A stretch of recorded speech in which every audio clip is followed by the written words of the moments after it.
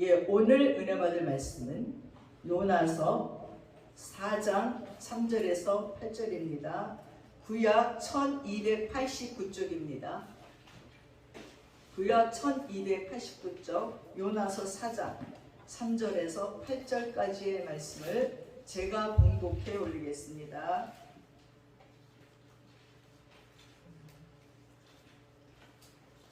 여호와께서 이르시되 내가 성내는 것이 옳으냐. 3절부터 하겠습니다.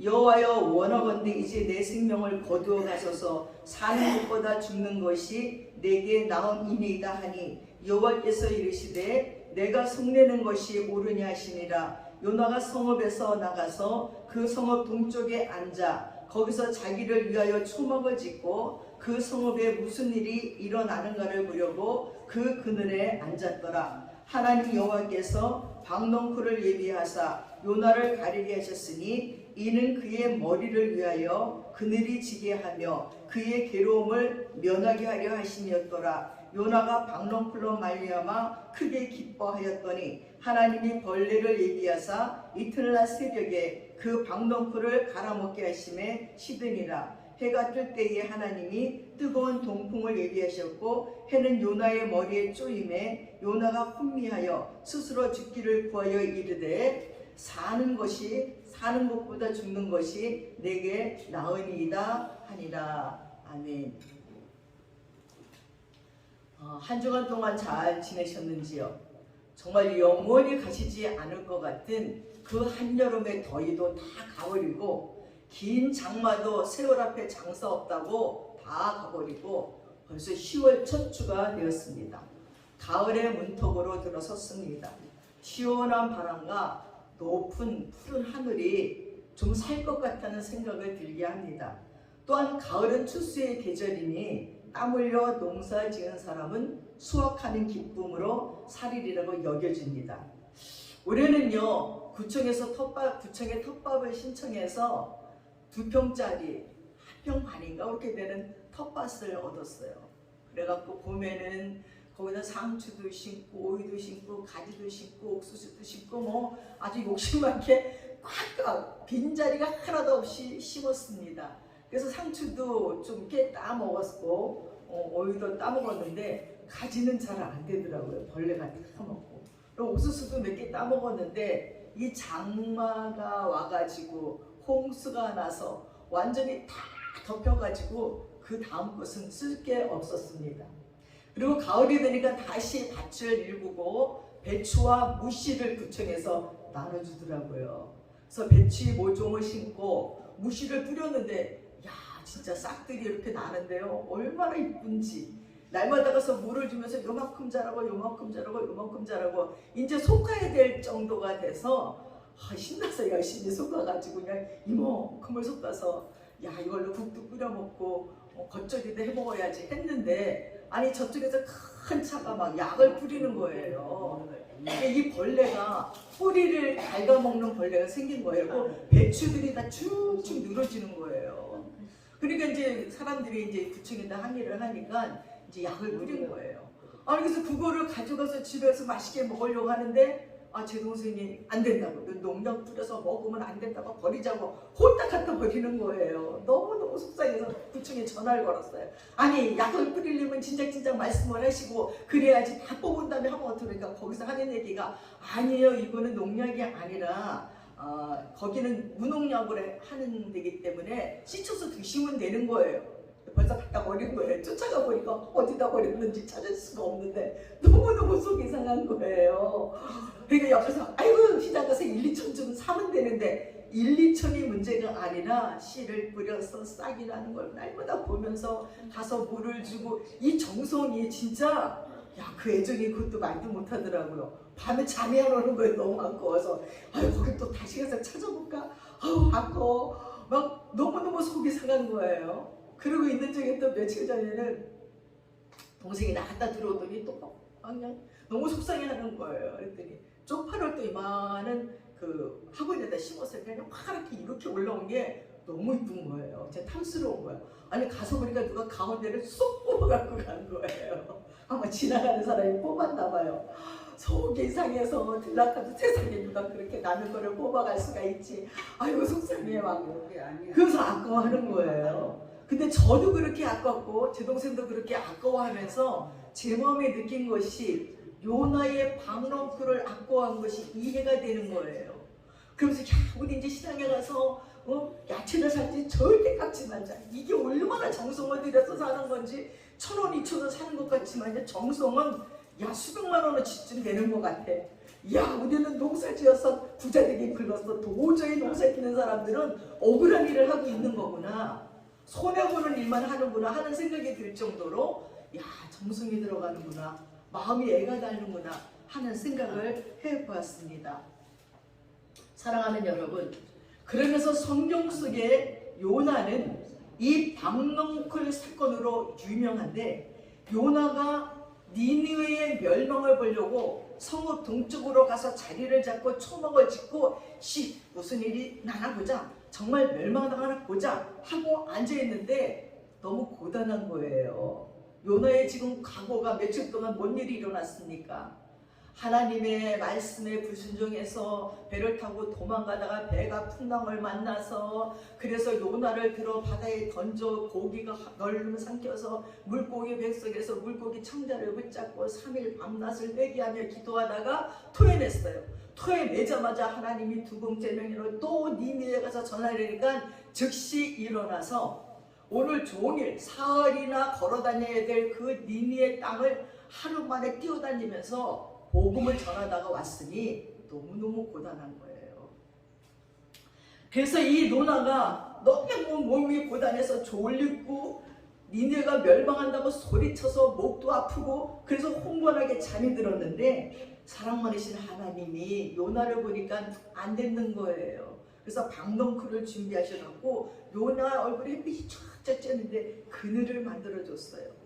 이스라엘 땅은요, 사막은요, 그늘만 있으면 시원해요. 정말 이상해요. 마울 하나만 써도 이 햇살만 피하면 이 바람이 시원해갖고 살만하거든요. 그러니까 요나가 시원하게 너무나 잠을 잘 잤는데 아니 아침에 갑자기 또 햇살이 뜨겁게 비치더니 동풍이 불어와서 얼마나 더운지 몰라요.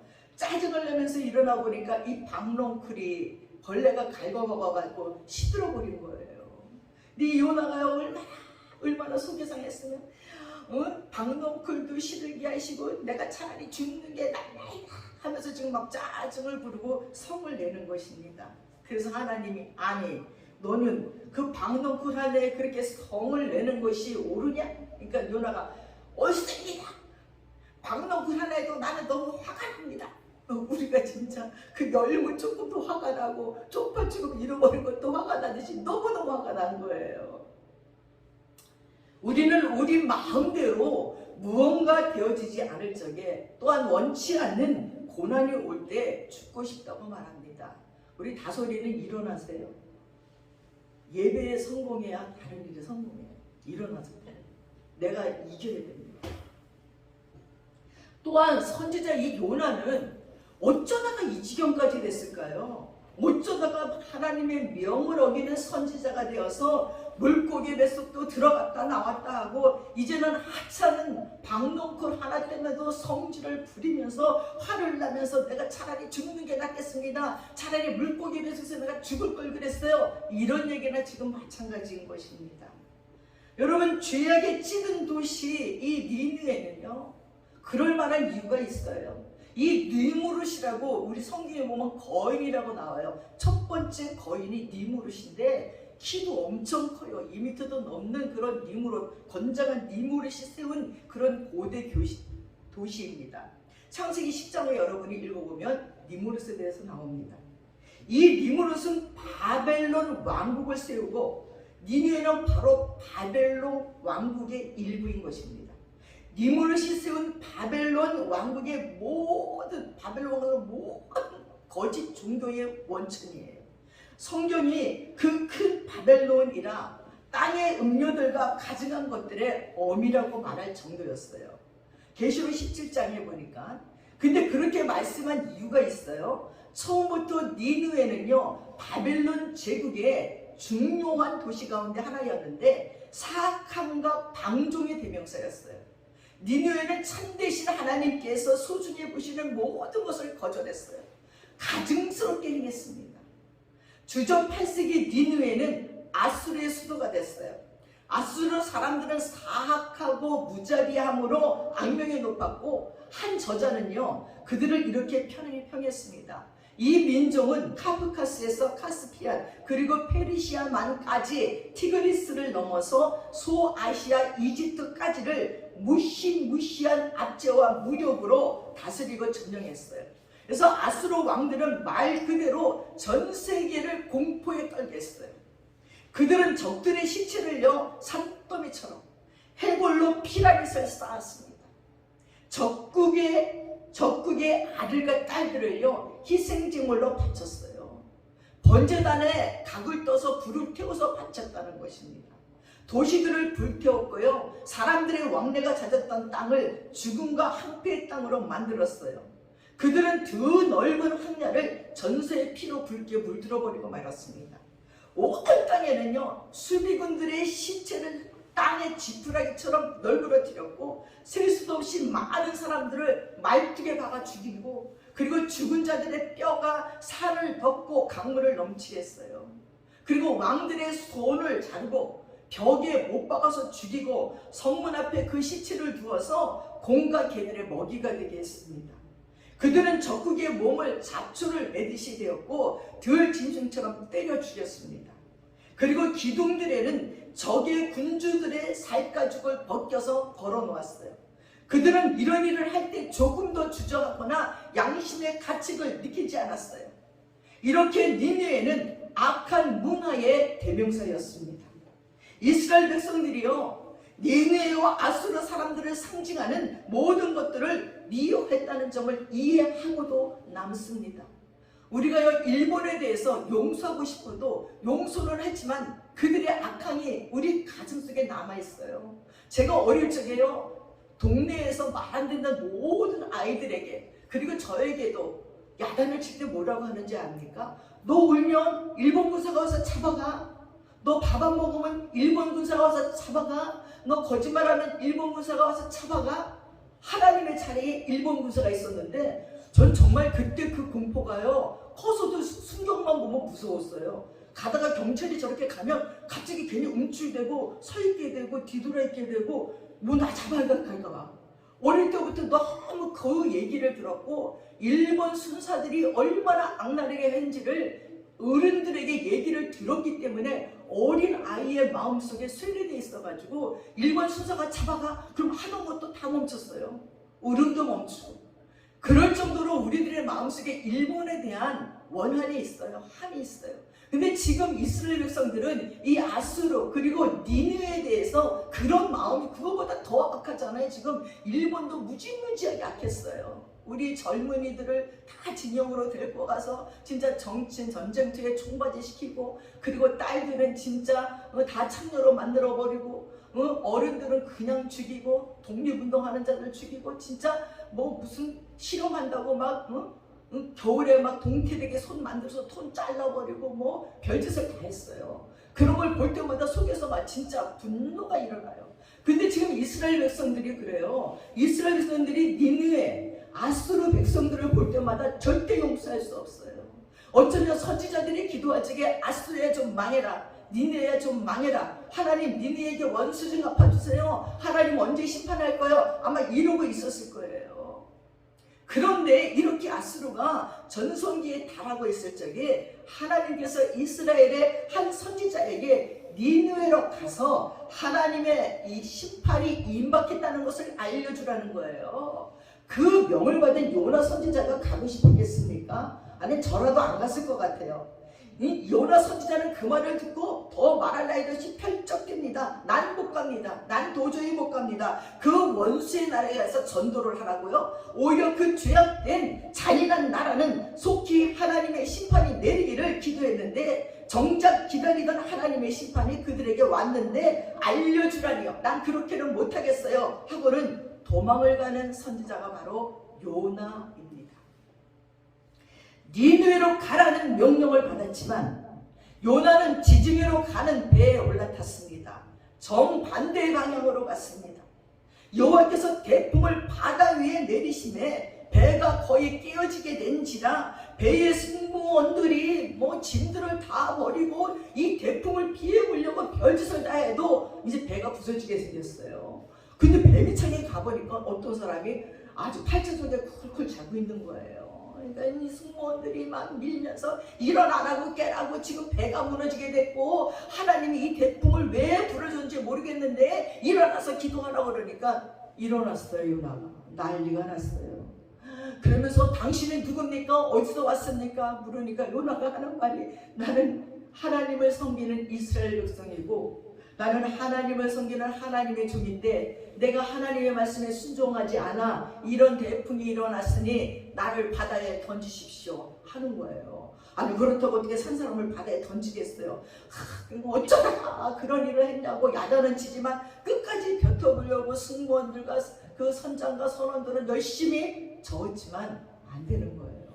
그래서 할 수 없이 요나를 들어 바다에 던지는데 하나님께서는 뭐를 준비했다고요? 하나님께서는 큰 고기를 준비해서 날름 삼키게 해요. 씹어먹었으면 살지 못했는데 꿀꺽 삼킨 거예요. 이 요나를 삼킨 이 고기는 좀 편안했을까? 얼마나 3일 동안 이 고기도 힘들었을까? 우리가 뭘 먹고 취하기만 해도 힘드는데 이 요나를 산채로 삼키고는 이 요나가 그 안에서 그 자기 창자줄을 붙잡고 안 미끄러지려고 버둥대며 하나님께 부르짖고 기도할 적에 이 고기도 정말 미칠 것 같았을 것이라는 생각이 듭니다. 요나는 거기에서요 진짜 우리 인간이 회개할 수 있는 참된 회개의 기도를 다 드렸습니다. 이 불순종한 선지자는 물고기 뱃속에서 3일 밤과 3일 낮을 성경에 기록된 가장 모범적인 회개 기도를 하는 가운데에 기적적으로 목숨을 보존할 수가 있었습니다. 여호와께서 그 물고기에게 명하여 요나를 육지에 토해내라. 그러니까 물고기가 확 하고 토해냈어요. 이 고기가 더 살 것 같았을 것 같아요. 여호와의 말씀이 두 번째 요나에게 임하시는데요. 우리 하나님 끈질기지 않아요? 다소리에게 임하신 하나님의 사명은 끈질겨요. 다소리가 아무리 거부해도 하나님은 쫓아다니면서 하나님의 말씀으로 무장되기를 원할 것 같이 요나에게도 하나님은 끝까지 쫓아다니면서 도망친 그 사명을 또 주시는 거예요. 일어나 저 큰 성은 니느웨에 가서 내가 너에게 명한 말을 그들에게 선포하라는 것입니다. 요나는 니느웨로 갈 마음이 아직도 주저하는 마음도 있지만 그래도 순종합니다. 안 순종했다 뭔 일을 당할지 모르니까. 요나가 여호와의 말씀대로 니느웨로 갔다고 요나서 3장 3절에 말합니다. 사랑하는 여러분, 왜 요나가 니느웨로 가지 않으려고 했는지 아시는지요? 그 성읍의 사람들을 두려워해서가 아니에요. 이방인들에게 하나님 말씀을 전한다고 생각하니 가슴이 떨려서도 아닙니다. 요나가 원수 앞에서 조금이라도 위축되었다는 말이 없습니다. 그리고 그가 유별나게 수줍음을 타는 선지자라는 증거도 없습니다. 요나는 왜 자기 의무를 회피했을까요? 그것은 아주 솔직한 태도입니다. 그는 하나님을 향해서 이렇게 설명합니다. 주께서는 은혜로우시며 자비로우시며 노하기를 더디하시며 인애가 크시사 뜻을 돌이켜 재앙을 내리지 아니하시는 하나님이신 줄을 알았음이니이다 하고 말했어요. 한마디로 말해서 하나님이 죄인을 사랑해서 그들을 구원하기로 작정하신 분임을 알았기 때문에 이방 니느웨 사람들에게 경고하기를 원치 않았어요. 이 요나가 경고하면 분명히 그들이 회개하고 분명히 하나님이 용서해 줄 걸 알았기 때문이에요. 그리고 여러분 생각해 보세요. 왜 요나를 뽑았을까요? 왜 그 많은 사람 중에 요나 선지자를 니느웨로 보냈을까요? 요나 선지자에게 능력이 있는 거예요. 말에 파워가 있는 거예요. 그리고 소문이 이미 니느웨 성도도 아는 것 같아. 야, 이스라엘의 요나라는 선지자가 대단해. 하나님의 능력이 강력히 임해. 그분의 말은 진짜야. 아마 소문도 났을 거예요. 그러니까 요나의 말을 들을만 하기 때문에 요나를 저는 니느웨로 보냈다고 생각합니다. 한마디로 말해서 이 하나님은 은혜로우시고 자비로우시고 노하기를 더디하시고 인애가 크시사 뜻을 돌이켜 재앙을 내리시지 아니하는 하나님인 줄을 요나는 알았기 때문에 한마디로 말해서 하나님이 죄인을 사랑하사 그들을 구원하시기 위해 찾으시는 분임을 알았기 때문에 이방 니느웨 사람들에게 경고하기를 원치 않았습니다. 그런 침묵을 지킴으로 그들의 하나님이 심판을 받아서 놀라 자빠지는 모습을 보고 싶었어요. 하나님께서 창조일간에 니느웨 백성들을 지면에서 쓸어버리신다면 10년군 체중이 내려갈 것 같았어요. 그의 가장 큰 걱정거리는 그 도성이 회개를 하고 하나님께서 심판을 연기하는 것이었는데 어떻게 가서 전합니까? 못 전하지요. 저 같아도 안 할 것 같습니다. 그런데 설마 했던 이런 일이 실제로 일어났어요. 요나가 그 성에 도착한 지 하루도 채 되기 전에 놀라운 영적 각성이 그 성에서 일어났어요. 요나의 메시지는요 아주 짧고 담백했어요. 여기 목사님들처럼 이렇게 구구절절히 설명해 주며 니네가 왜 멸망당하는지 아냐, 니네가 그런 죄를 졌으니까 빨리 회개해, 안 그러면 니네 싹쓸이 한대, 이렇게 전한 것도 아니고 딱 뛰어다니면서 40일이 지나면 니네가 무너진다, 요거 한마디예요. 그의 복음의 내용은 40일이 지나면 니네가 무너진다. 이것도 천천히 만나갖고 집사님 40일이 지나면 니네가 무너져요, 회개하세요, 이것도 아니야. 아무도 안 만나, 눈도 안 맞추죠. 뛰는 거야. 걸어가면 잘 들릴까봐 뛰면서 소리치는 거야. 40일이 지나면 니네가 망한다. 아니 근데 그게 이 사람들의 귀에 들리는 거예요. 뭐 40일이 지나면 니네가 망한다고? 저 사람은 누구야? 야, 그 이스라엘의 유명한 선지자 바로 요나야. 저 사람은 하나님의 음성을 잘 들어. 그리고 저가 말하는 거는 진짜야.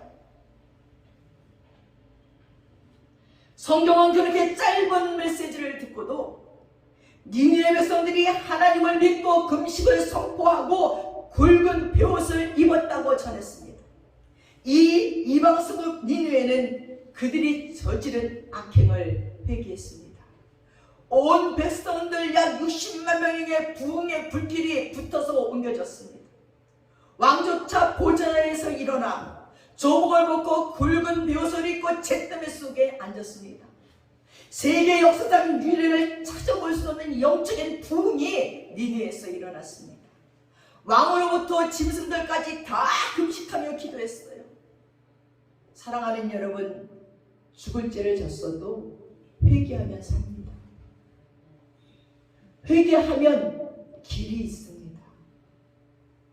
복음을 증가하는 주의 종들은 죄인이 회개하고 돌아오면요 말씀 전한 보람이 있고요 말씀을 전한 기쁨이 있어요. 그래서 목사님들은 그 맛에 살아요. 비록 사례금이 없어도 내가 복음을 전한 그 성도들이 변하여서 예수 잘 믿고 그들이 축복받는 모습을 보면 이 마음속에서부터 기쁨이 솟아올라서 그것이 가장 행복합니다. 근데 요나는 즐겁지 않았어요. 그 원수들이 회개하고 돌이키는 것을 원치 않았어요. 그렇게 돌이키고 영적인 부흥이 일어나는 꼬라지를 보는 것이 오히려 속이 상했습니다. 그가 가장 우려했던 일이 눈앞에서 일어날 즈음에 그는 여전히 하나님의 심판이 득달같이 내리기를 바라면서 그의 성의 동편에 야영하면서 무슨 일이 일어나는지를 지켜보고 있었습니다. 무슨 일이 일어났는지는 요나가 물고기 뱃속에서 겪은 일만큼이나 하나님의 심판이 내리기를 기다리는 거예요. 대부분의 사람들이 익히 알고 있는 것 같이 이것이 요나서가 말하는 요점입니다.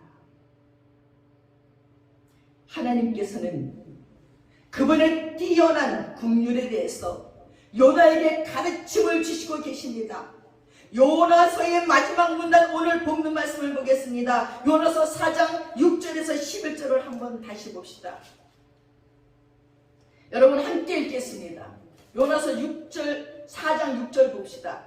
하나님께서 여호와께서 박농쿨을 예비하사 요나를 가리게 하셨으니 이는 그의 머리를 위하여 그늘이 지게 하며 그의 괴로움을 면하게 하려 하심이었더라. 요나가 박농쿨로 말미암아 크게 기뻐하였더니 하나님이 벌레를 예비하사 이튿날 새벽에 그 박농쿨을 갈아먹게 하심에 시드니라. 해가 뜰 때에 하나님이 뜨거운 동풍을 예비하셨고 해는 요나의 머리에 쪼임에 요나가 혼미하여 스스로 죽기를 구하여 이르되 사는 것보다 죽는 것이 내게 나으니이다 했습니다.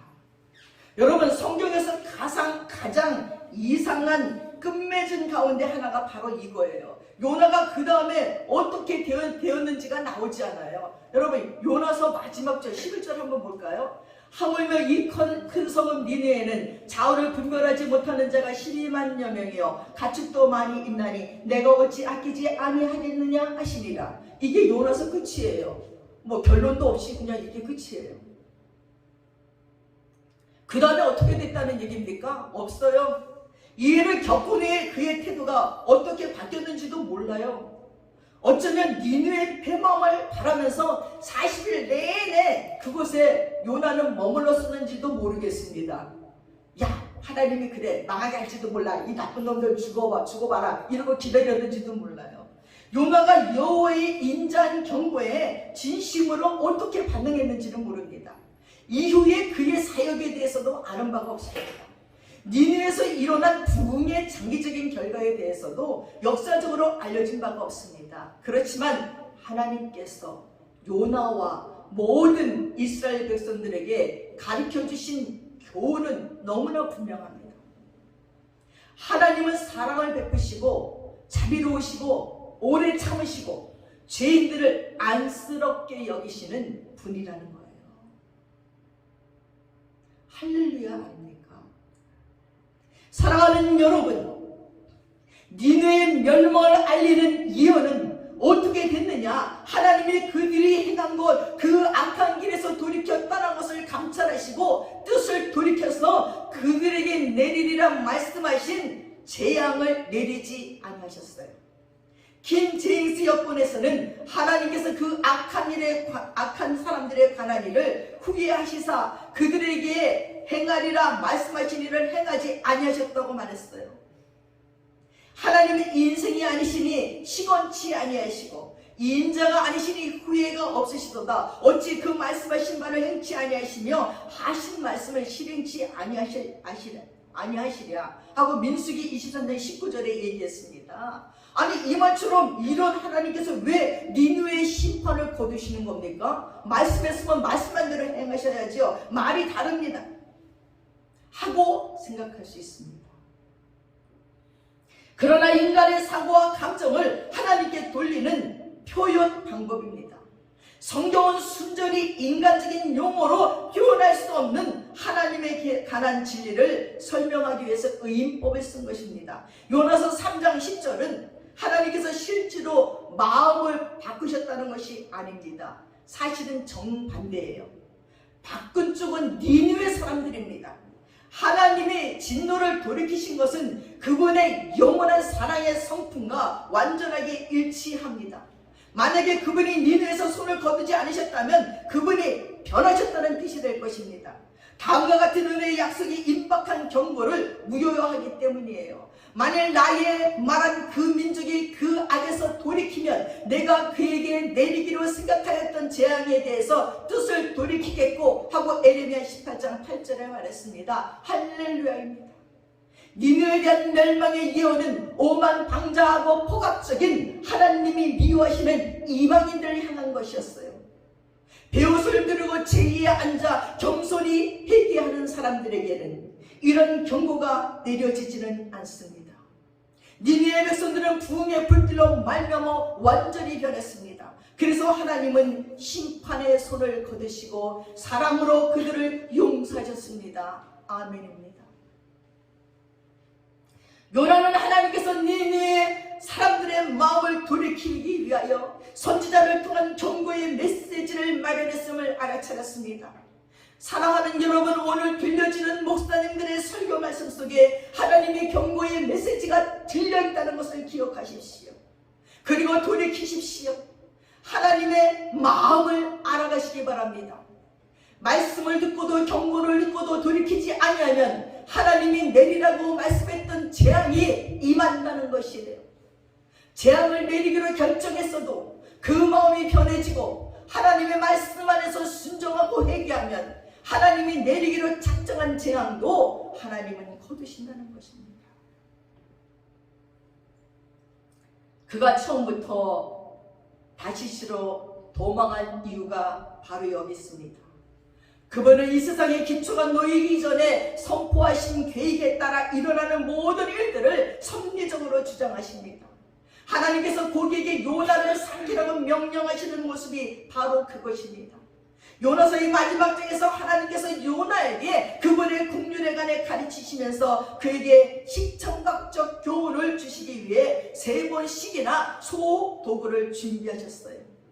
하나님께서는 니느웨 사람을 사랑하지 않는 뾰루퉁한 요나를 꾸짖기 위해 연속적으로 시청각 교육을 하십니다. 그 첫 번째가 하나님께서 밤을 새우는 요나가 타는 듯한 사막의 태양빛께서 서늘함을 얻도록 방덩굴을 자라게 했어요. 성경은 요나가 방덩굴로 인하여 심히 기뻐했다고 말했습니다. 사막 한가운데서 방덩굴이 솟아올라 그늘을 만들어 주었으니 니느웨 백성들의 일은 까맣게 있고 하나님의 호의를 베풀어 주신 것을 보니 어쩌면 하나님께서 드디어 니느웨를 멸망시키시겠구나. 내 마음을 하시는 하나님이니 하면서 쾌재를 불렀을런지도 모릅니다. 하나님은 어느새 다 사라지고 기쁜 마음이 됐어요. 그런데 다음날 새벽 하나님께서 벌레를 준비하사 이 방렁크를 갉아먹게 하신 거예요. 하나님께서는 더운 동풍을 준비하셔서 선지자의 기력을 몽땅 뺏어갔어요. 요나는 도저히 화가 나서 견딜 수가 없는 겁니다. 하나님께서 모든 일을 요나를 유익을 위해서 이끌어가고 계셨지만 요나는 그렇게 생각하지 않았어요. 그의 기분은 다시 바뀌었습니다. 그리고 전보다 더 성을 냈습니다. 내가 이러실 줄 알았어요. 제가 왜 도망간 줄 아십니까? 주님께서는 은혜롭고 자비하시고 누하기를 더디하시고 이내가 크시사 뜻을 돌이켜 재앙을 내리지 아니하시는 하나님이신 줄 알기 때문이에요.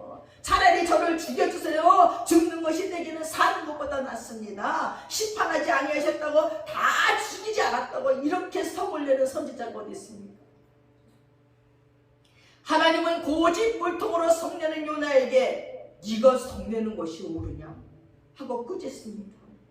니느웨에는 어린 아이들이 많잖아. 좌우를 분별하지 못하는 아이들이 12만 명이야. 하나님이 그 성에 진노를 퍼부는 날 그 아이들도 모조리 죽고 말 것이야. 너는 네가 수고도 아니하고 길쌈도 아니하고 하룻밤에 났다가 하룻밤에 사라진 방덩굴들 그렇게 아끼고 사랑했으면서 나는 그 백성을 사랑하면 안 되냐? 내가 그 백성을 얼마나 아끼겠냐? 비록 죄를 졌어도. 요나는 너무 속이 상해서 내가 화를 내다가 죽어도 옳습니다 라고 어거지 소리를 합니다. 사랑하는 여러분, 하나님께서 니느웨 백성들을 불쌍히 여기시기로 작정하셨다면 이 모양 저 모양으로 그분의 구원하시는 사랑을 나타내실 모든 권한이 그분에게 있습니다. 요나가 왈가왈부가 자격이 없어요. 우리는 원수에도 하나님이 용서하시기로 작정했다면 우리는 그 일에 불평할 권한이 없습니다. 인간적인 관점으로 볼 때 그 잔인하고 소름 끼치는 범죄자들이 다 심판받았으면 좋겠지요. 이스라엘 백성 모두는 니느웨를 쓸어버리기를 더 원했을 거예요. 그러나 인간의 관점은 결점이 있습니다. 하나님께서 잔악 무도한 성읍 사람들에게 자비 베푸시기를 기뻐하심으로 그 자신은 달가워하지 않았지만 요나의 설교는요 인류 역사에서 가장 걸출한 부흥 설교로 손꼽히게 되었습니다. 어떻게 그렇게 부흥이 됩니까? 이 사건 속에서 잔악 무도한 사람들에게까지도 인자를 베푸시는 하나님의 심정을 우리는 엿볼 수 있습니다. 그것이 하나님의 본성입니다. 그러나 기억할 것은 그분이 니느웨에서 손을 거두실 적에 그들의 죄를 그냥 묵과하신 것이 아니라는 거예요. 너희들은 마음껏 죄를 지어라 하고 기분 좋게 내버려둔 것이 아닙니다. 하나님은 니느웨 백성들의 마음을 변화시키셨어요. 그 성에 일어난 부흥은 하나님의 것이었습니다. 부흥은 여호와의 것이고 하나님께서 니느웨 백성들을 회개시켰습니다. 죄에서 진정으로 돌이키는 회개는 하나님의 선물입니다. 하나님께서 그들의 마음을 만지고 그들을 향해 홍콩이 주권적인 자비를 보여주지 않았다면 그들이 보인 믿음의 반응을 설명할 것이 없습니다. 그들의 믿음이 아니라 하나님의 선물이에요. 우리도 이 하나님의 선물을 받았습니다.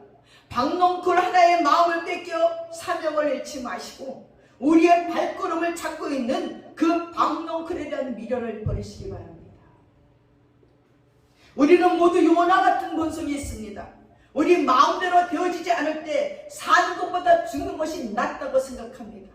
병이 들거나 사업이 부도나거나 가정이 깨졌거나 꿈이 좌절됐거나 사기를 당하거나 친구를 잃거나 억울한 일을 당하거나 사랑하는 이에게 배신을 당하거나 모두에게 버림받는 느낌이 오면 나만 왕따이고 나만 겪는 고난인 것 같을 적에 차라리 사는 것이 죽는 것보다 낫다고, 죽는 게 더 낫다고 선물 냅니다. 그러나 주님이 용서하신 것을 우리가 아니라고 할 수 없습니다. 여러분, 마지막으로 이야기 하나 들려드릴게요. 나무꾼에, 어떤 마을에 나무꾼이 있었는데 이 박씨는 걱정이 태산인 거예요. 홍기를 한참을 넘긴 딸을 올해는 시집을 보내려고 하는데 그 한 해 또 한 해가 속절없이 흘러가는 거예요.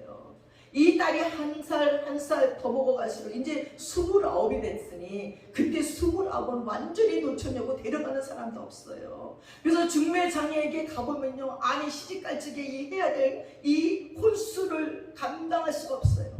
이 아버지는 겨우 나무를 해서 입에 풀칠을 하고 먹고 사는데 이 혼수감을 줄 수가 없어 딸을 시집 보낼 수가 없는 거예요. 그날도 그래도 오늘은 아주 참 나무를 찾아서 이제 좋은 나무를 찾아갖고 잘 팔아서 우리 딸 혼수감을 준비해야지 하고 눈이 하얗게 쌓인 산에 가서 나무를 하는데 저쪽에 빨간 꽃이 핀 아주 산삼을 하나 발견하는 거예요. 너무 좋아서 캐봤더니요, 이 산삼이요 200년은 된 산삼이에요. 이거를 팔면은 딸을 시집 보낼 수 있는 거예요. 근데 이게 어디서 소문이 나가지고 사람들이 산삼 구경하러 오는데 홍찬반 때 아주 그 동네 가장 부자가 부르는 거예요. 주막에서 부르면서 산삼을 갖고 와라, 내가 거래를 하겠다고. 그래서 산삼을 갖다 있게 싸가지고 갔더니 이 홍천판만 있는 것이 아니라 홍천판 수하에 있는 사람, 동네 떨거지들, 뭐 거지들, 껄록뱅들, 노릇갱들이 다 모여서 산삼 구경을 하는 거예요. 그래서 이 박씨가 산삼을 쫙 펴놓고 사람들이 아 하는데 갑자기 어떤 고롱뱅이 같은 사람이 들어오더니 산삼을 딱 집어서 왕정 다 씹어 먹은 거예요. 모두들 너무 놀래가지고 순식간에 일어난 일에 엉어리 벙벙하고 이 박씨는 끝났어요. 딸의 혼수품은. 이 홍천반은 너무너무 화가 나서 지가 데려온 그 모습들에게 저놈을 잡아 주리를 들으니까 막 매를 맞아갖고 코피가 나고 막 난리가 나면서 저 배를 갈아서 내가 산삼을 꺼낸다고 집으로 데리고 가려니까 이 박씨가 한참 보고 있다가 홍천반에게 아니 배를 가르든지 말든지는 제 겁니다. 아직 내가 산삼을 안 팔았으니까 아직은 내 거니까 내가 이 사람을 데려가겠습니다. 할 말이 없는 거야. 아직 판 게 아니니까. 근데 이 박씨가 그 사람을 신나게 얻어가진 그를 끌고 산 중통증 가서는 풀어주는 거예요. 근데 이 사람은 폐병에 걸린 거야. 그래서 폐병에 걸리고 노름반을 쫓아다니다가 소망도 없는데 산삼을 보고 눈이 뒤지가 먹은 거예요. 이 박씨는 터벅터벅 집으로 와서 그렇지 내 팔자에 뭔 산삼이야. 그리고 들어와서 있는데 3년의 세월이 지났는데 자기 집 어깨에 멋진 비단 옷을 입은 그리고 모자를 멋지게 쓴 청년이 들어오는 거예요. 그러면서 인사를 꾸벅하면서 내가 바로 그때 산삼을 뺏어 먹은 허술이라는 사람입니다. 내가 그 이후로 폐병이 나서 장사를 해가지고 부자가 된 거예요. 그리고 그 딸과 결혼을 해가지고 이 박씨는 더 이상 나무를 하지 않아도 되고 동네 어디에 큰 집에 머슴까지 두고 살았다는 이야기입니다. 그래서 이 이야기 속에 옛날 이야기 같지만 원수를 용서했을 적에 그 용서받은 사람들에게 또다시 보상을 받는 것이, 은혜를 받게 된다는 것이 하나님의 섭리라는 것입니다. 또 한 가지 얘기가 있는데, 어떤 한 남자가 산에서 길을 잃어버렸어요. 길을 잃고 헤맨 지 며칠이 지난 거예요. 근데 이 남자는 그동안에 아무것도 먹지 못한 너무나 배고픈 상태예요. 그러다가 발견한 한 마을집에 잔치가 벌어져서 맛있는 음식 냄새가 막 나서 글로 뛰어가서 집주인에게, 내가 며칠 동안 굶주렸는데 저에게 먹을 것을 좀 주세요. 아니, 그랬더니 냉정하게 면봉을 주면서 내쫓아 버리는 거예요. 남자가 막 배는 고프고 지쳤는데 겨우 집에 왔어요. 근데 산을 갔는데 어떤 남자가 쓰러져 있는 거예요. 그 남자를 데려다가 자기 집에서 극진히 간호를 하고 푸짐하게 음식을 대접했어요. 그리고 이웃과 정신을 차린 집주인이 눈물을 글썽거리면서 고마워하자 이 남자가 이렇게 말하는 거예요. 이제야 원수를 사랑으로 갚았군요. 악을 악으로 갚을 적에 일시적인 승리의 기쁨도 있지만 한편으로는 복수심이라는 또 다른 악이 생겨납니다. 반면 악을 선으로 갚을 땐 깊은 깨우침과 선의 확장으로 세상이 이롭게 된다는 거예요. 작은 민들레 홀씨가 바람에 훅 불러서 그 주변을 큰 민들레 밭을 만드는 같이 우리의 선한 영향력이 세상 곳곳마다 퍼져서 어제보다 오늘이, 오늘보다 내일이 더 행복하고 따뜻해질 수 있다는 것입니다. 오늘 요나서를 우리가 보면서, 요나는 물고기 뱃속에서 3일 동안 혹독하게 회개를 했어도 며칠도 못 가 죽는 것이 낫다고 소리칩니다. 그런 일들이 우리에게도 얼마나 많은지 몰라요. 기가 막힌 문제에게 해결받았을 적에 그때는 잠시 기뻐하지만 또다시 무슨 일이 생기면 또다시 죽는 게 낫다고 원망할 적이 너무나 많습니다.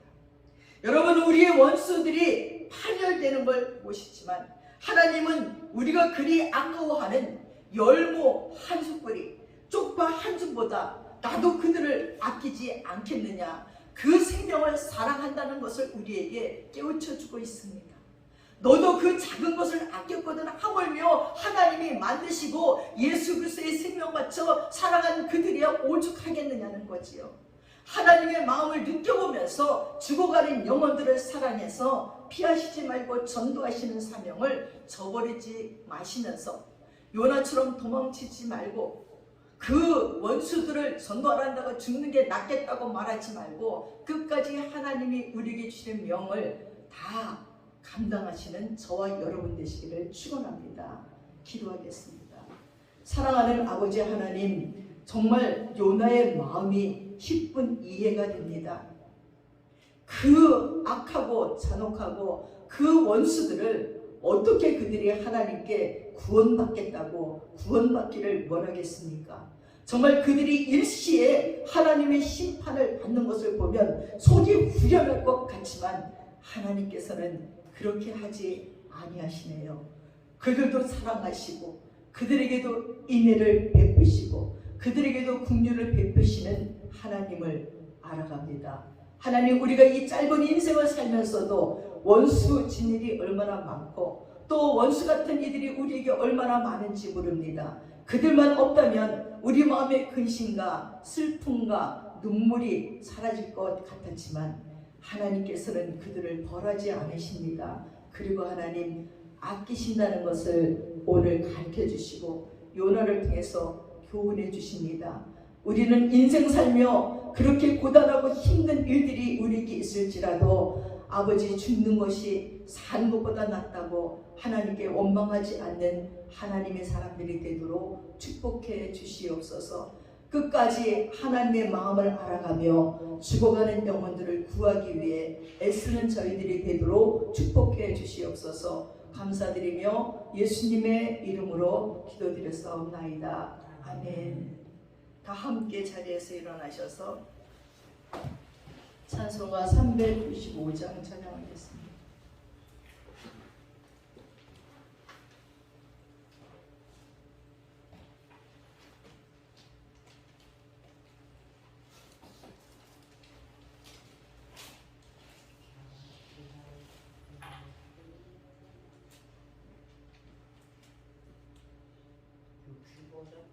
(395장입니다)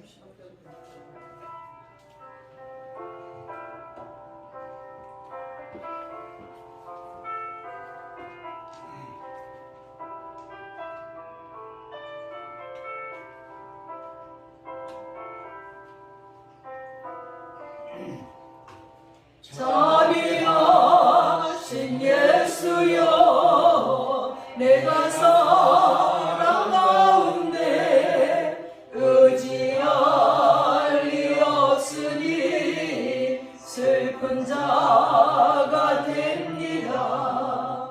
마음씨 어두니 밝게 하여 주소서. 나를 보호하시고 항상 인도하소서. 죄를 지은 까닭에 나의 마음이 고나니 용서하여 주시고 쉬게 하여 주소서. 천국 가고 싶구나. 나의 꿈 넘었으니 예수 공로 힘입어 천국 가게 하소서.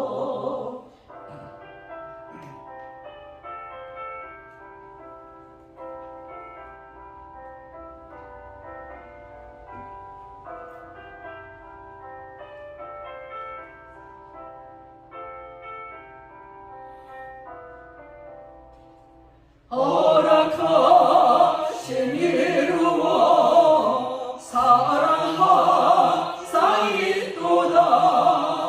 모두 열어주심을 나는 믿사옵니다. 구주밖에 누구를 달리 찾아보리요.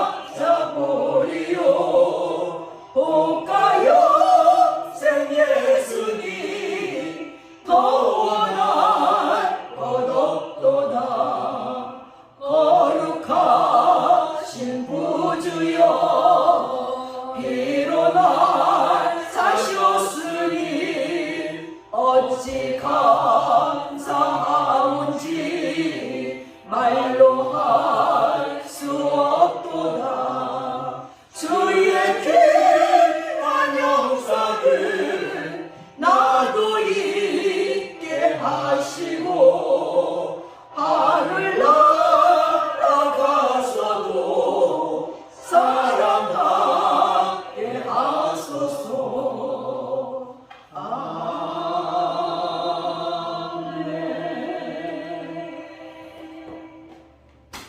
기도하겠습니다. 지금은 우리 주 예수 그리스도의 한없는 은혜와 우리 아버지 하나님의 풍성하신 사랑과 성령님의 감동감하시고 충만하시고 교통하심이 이제 요나처럼 불평하지 아니하고 순종하기로 작정하며 원수 사랑이라 하기로 작정하는 믿음의 권속들 머리 위에 이제부터 영원까지 함께 하시옵기를 간절히 축원드리옵나이다. 아멘.